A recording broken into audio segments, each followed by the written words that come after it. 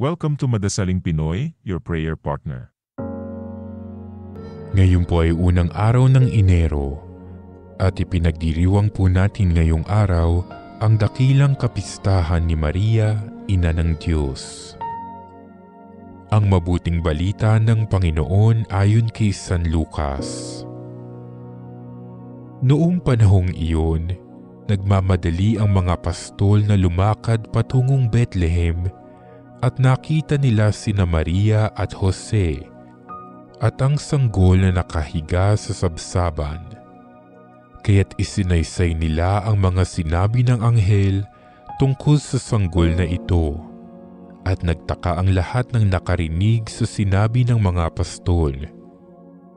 Natanim sa isip ni Maria ang mga bagay na ito at kanyang pinagbulay-bulay.